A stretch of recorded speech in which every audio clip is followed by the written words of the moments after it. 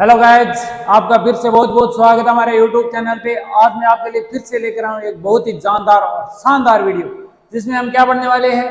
जो राजस्थान की एनएमएस योजना चल रही है ना, उसके अंदर हम पढ़ने वाले सामाजिक विज्ञान। और सामाजिक विज्ञान में कौन सी किताब चल रही है हमारा अतीत भाग है 3। इसका हमने पार्ट 1 कंप्लीट कर लिया था। अगर आपने अभी तक वो वीडियो नहीं देखा है तो पहले क्या करो, वो वीडियो देखो। अगर ये वाला वीडियो अच्छा लगे तो वीडियो को क्या कर देना, लाइक कर देना, शेयर कर देना, और चैनल को क्या कर लेना, सब्सक्राइब कर लेना। चलो आज की क्लास शुरू करते हैं। आज का जो हमारा पार्ट है उसका नाम क्या है, उसका पार्ट का नाम है व्यापार से साम्राज्य तक कंपनी की सत्ता स्थापित होती है। देखो, व्यापार करना ही और काय कर लियो, साम्राज्य स्थापित कर लियो आपको। और कौन है? East India company. कौन है? East India company. तो पहला प्रश्न देखो, पहला प्रश्न का ये आप लोगों का, मुगल बादशाह औरंगजेब की मृत्यु हुई। तो बताओ, जो मुगल बादशाह औरंगजेब है इसकी मृत्यु कब हुई? 1701 में, 1702 में, 1705 में या 1707 में? तो जो मुगल बादशाह औरंगजेब है फिर मृत्यु कब हुई? 1707 ईस्वी में। कब हुई? 1707 ईस्वी में। आगे है, औरंगजेब भारत का अंतिम शक्तिशाली मुगल बादशाह था। तो देखो देखो भारत को अंतिम मुगल बादशाह वो तो कौन? बहादुर शाह जफर। कौन? बहादुर शाह जफर। वो तो कही हो अंतिम मुगल शासक। वो तो अंतिम है मुगल शासक हो, अंतिम है मुगल शासक। अंतिम मुगल शासक तो बहादुर शाह जफर। लेकिन जब तो प्रश्न में ये पूछ ले अंतिम शक्तिशाली मुगल शासक, जब शक्तिशाली की बात हो जाए जना तो करना औरंगजेब, जना तो कैसे करना है औरंगजेब। खाली ये पूछा है अंतिम शक्तिशाली मुगल शाह बादशाह, जना करना है बहादुर शाह जफर। जना कहीं करना था ना बहादुर शाह जफर करना है। आगे चलो, अगला प्रश्न आप लोग ये कि सर्वप्रथम भारत आने वाली पश्चिम ताकत थी। तो बताओ देखना, पहले भारत कौन आया? अंग्रेज आया, पुर्तगाली आया, डच आया या फ्रांसीसी? तो भारत से पहले कौन आया? पुर्तगाली। कौन सा आया? पुर्तगाली। तो ऑप्शन नंबर बी का ये राइट। पुर्तगाली हम देखो से पहले कौन आयो? Vasco da Gama. कौन आयो? वोस्को डिगामा से पहले भारत आयो। और कद आयो? 17 मई 1498 को। 17 मई 1498 को पुर्तगाल को वास्को डिगामा भारत के तट पर आया, जिसके बाद भारत आने का रास्ता तय हुआ। भारत में पुर्तगालियों को ठिकानों कटो से पहले ठिकानों कट बने आपको गोवा कमाइन। किसे कटे? गोवा राज्य कमाइन गए बने ठिकानों बने। तो देखो से पहले भारत कौन है? Vasco da Gama. कौन है? Vasco da Gama. वो भी नाम बुढ़ो गई है, इंपोर्टेंट है, ध्यान में रखना, याद रखना। ठीक है। तो आगे चलो, अगला प्रश्न देगा। अगला प्रश्न आप लोग कहिए कि हमें खुद ही नवाब बनना पड़ेगा, यह ऐलान किया गया। तो ये गुण क्यों? हमें खुद ही नवाब बनना पड़ेगा। तो रॉबर्ट क्लाइव, जेम्स मिल, डलहौजी या वेल्जली? तो बात कौन की? Robert Clive. कौन करी? Robert Clive. अगला प्रश्न देखो, अगला प्रश्न है कि प्लासी का युद्ध कब लड़ा गया? तो बताओ देखो प्लासी को युद्ध कब हो? 1757, 1751, 1764 या 1765? तो देखो प्लासी को युद्ध कब हो? देखो प्लासी को युद्ध हो वो 1757 ईस्वी में। कब हो? 1757 ईस्वी में। और प्लासी युद्ध में देखो एक साइड तो बंगाल को नवाब सिराजुद्दौला। कौन? एक साइड तो बंगाल को नवाब है सिराजुद्दौला, दूसरी साइड ईस्ट इंडिया कंपनी। दूसरी साइड कौन? ईस्ट इंडिया कंपनी है भाई। आप दोनों के बीच युद्ध हो। अरे युद्ध में देखो प्लासी युद्ध में देखो सिराजुद्दौला के सेनापति करेंगे मीर जाफर। वो काय कर लियो सागा धोखो कर लियो। काय कर लियो? धोखो कर लियो। कि साग मिल गयो अंग्रेजा सागे जा रहे मिल गयो। अरे नवाब सिराजुद्दौला का ये हार गयो युद्ध का, ये हार गयो। एक बाद में देखो प्लासी युद्ध में की जीत होगी? ईस्ट इंडिया कंपनी की होगी नहीं? East India company. East India company shortcut नाम है EIC, ईस्ट इंडिया कंपनी। देखो ईस्ट उमन जैसे E, इंडिया उमन जे I और कंपनी उमन जी C। East India company. आगे ईस्ट इंडिया कंपनी के लिए मैं शॉर्टकट नाम ये लिखूंगा EIC। समझ जाए गुरु जी, ईस्ट इंडिया कंपनी की बात करें। ठीक है। तो आगे चलो, अगला प्रश्न का यह है कि बक्सर का युद्ध कब लड़ा गया? तो बताओ देखना बक्सर का युद्ध कब लड़ा गया? 1757, 1751, 1764 या 1765? तो देखो बक्सर को युद्ध, देखो बक्सर मैंने बात हो बक्सर बन जी बॉक्सर। काय बन जी? बॉक्सर। और बॉक्सर बताओ ये छक्का चौका उड़ाया होगा ने? ये लो छक्का, ये लो चौका है। तो छक्का चौका उड़ाया होगा ने? उड़ाया है। तो छक्का चौका उड़ाया बॉक्सर। तो बॉक्सर याद रखने ट्रिक होगी। देखो भाई छक्का चौका की मैंने उड़ रहे तो 1764, 1764 तो याद रखने की ट्रिक है। ठीक है भाई, बक्सर उमन जी बॉक्सर बॉक्सर बॉक्सर दिमाग में जी और बॉक्सर का एक छक्का चौका उड़ा गया उड़ा छक्का चौका चौका उड़ा है। ऑप्शन नंबर सी का युद्ध राइट है, याद रखने का ये है। अगले देखो बक्सर का युद्ध 1764 ईस्वी में बंगाल का नाम देखो की विक्ट्री हो।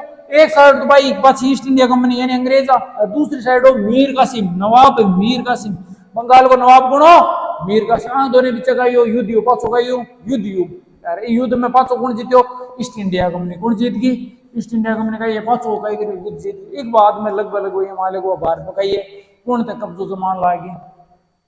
ठीक है आगे चलो अगला प्रश्न है क्या विलय नीति का प्रतिपादक गवर्नर जनरल था।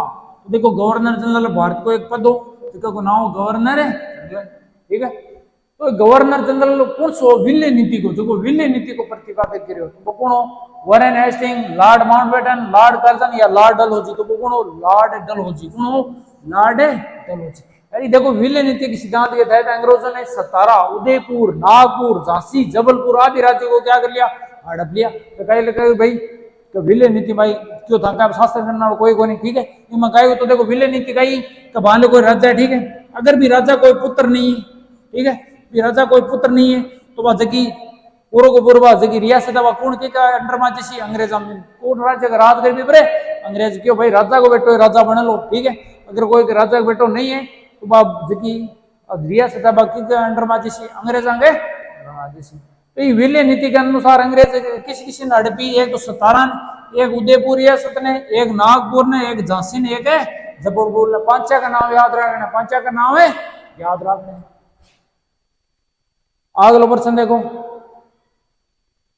अगला प्रश्न का ये आपको कुशासन का आरोप लगाकर 1856 ईस्वी में कंपनी ने किस रियासत को अपने नियंत्रण में ले लिया। तो बताओ देखें किसी रियासती जगह पर कुशासन को आरोप लगाओ क्यों भाई शासन है ढंग बन करो जनता पर ठेकाई करो अत्याचार करो यहाँ कर लियो कंपनी भी ने हड़प ली तो ईस्ट इंडिया कंपनी का कर ली भी रियासत ने हड़प ली। तो बताओ बात देखने रियासत किसी फटाफट बताओ सतारा उदयपुर झांसी या अवध किसी रियासती अवध रियासत किसी अवध रियासत ने बेगाई करी हड़पी अवध रियासत ने बेगाई कर ली कुशासन को आरोप लगा रहे हड़प ली।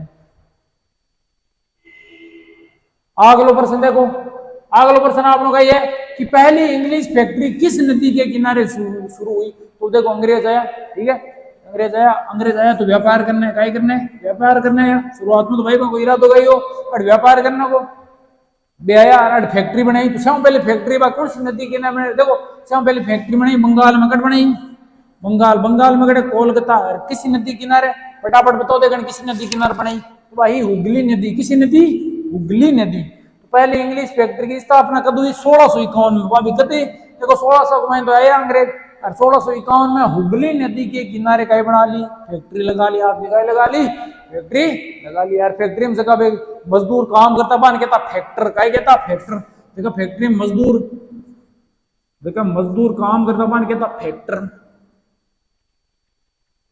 वो भी कहीं इंपॉर्टेंट है जगह मजदूर काम करता बन कहता फैक्टर कहता। आगे चलो अगला प्रश्न है कि ब्रिटिश भारत में कितने प्रेसिडेंसी थे। तो बताओ देखो ब्रिटिश भारत में कितना प्रेसिडेंसी तो प्रेसिडेंसी भी मतलब अंग्रेज सिद्धो का कर रहा बट अंग्रेजों को राज हो क्या को राज हो अंग्रेजों को याद हो। बताओ तीन प्रेसिडेंसी कितनी प्रेसिडेंसी तीन प्रेसिडेंसी एक तो बंगाल प्रेसिडेंसी दूसरी मद्रास और तीसरी बंबई। तो देखो बंबई पहले मुंबई ने काय कहता बंबई काय कहता बंबई अरे जको बार आप तमिलनाडु दिन पहले काय कहता मद्रास की चेन्नई को नहीं के काय कहता मद्रास काय कहता मद्रास। तो चेन्नई ने पहले काय कहता चेन्नई को प्रोनाउन मद्रास और मुंबई ने पहले काय कहता बंबई काय कहता बंबई। तो तीन प्रेसिडेंसी कितनी प्रेसिडेंसी तीन। तो ऑप्शन नंबर है सी का जैसी राइट ऑप्शन नंबर सी का जैसी बिल्कुल है सही जवाब जैसे। आगे चलो अगला प्रश्न आपनो शेर ए मैसूर के नाम से किसे जाना जाता था। बताओ देखो शेर ए मैसूर किन जानो हैदर अली टीपू सुल्तान शिवाजी या बहादुर शाह जफर। तो शेर ए मैसूर के नाम से किसे जाना जाता था टीपू सुल्तान को किसे जाना जाता था टीपू सुल्तान। तो टीपू सुल्तान है जगह श्रीरंगपट्टम की लड़ाई में 4 मई 1799 को मारा गया। तो मृत्यु कद हुई टीपू सुल्तान की 4 मई 1799 की और किसी लड़ाई में श्रीरंगपट्टम की लड़ाई में किसी श्रीरंगपट्टम को जो युद्ध बिग मैन मारे गए ठीक है। अगला प्रश्न देखो अगला प्रश्न का यह है कि किस तकनीक ने अंग्रेजों के भौगोलिक उपनिवेश के शक्ति के रूप में उभरने में मदद की? तो बताओ, देखो पहले अंग्रेज का ये भाई वो अंग्रेज का ये पहले मान लो आप बटा आता यूरोप, देखो यूरोप में कटा था भारत, यूरोप को कटा था भारत में आता, ठीक है। तो पानी के रास्तों आता कटा आता पानी के रास्तों आता, तो पानी के रास्तों पहले देखो नाव इंजन तो लगे हागो नहीं, क्या चलती सीधी हवा चलती, पाल ऊंचा कर लेता और हवा लाग के हवा का होता, चलते चलते तो बहुत टाइम लागतो है वाले अपन जानो तो ई दिशा में मैंने अगर हवा टीन चलती जना जन मन रुके रहने पर तो पार वासे नीचे गिराना पड़ता, अब बैठी ना हवा चलती नहीं जने गए करता पाछा पार ऊंचा करता और नावा गई एठीन चलती, तो इनका ये बहुत ज्यादा टाइम लाग जाता मान पिक बाद में कई पे इंजन को आविष्कार कर लियो, क्या को इंजन क्या को आविष्कार कर लियो इंजन को, अभी टाइम से इंजन पे क्या बने चलता भाप का इंजन, किसा भाप का इंजन, इसका जो इस तकनीकी खोज है बस काई करियो फटाफट आणु जान ला गया माल लेणो ले जानो काई गयो आसान हो गयो, बांगले काई गयो आणु जानो काई गयो आसान हो गयो, तो बे डेवलपमेंट जदी हुयो भौगोलिक उपनिवेश शक्ति के रूप में उभरिया कर दे कि भाप को इंजन का आविष्कार है करने के बाद में।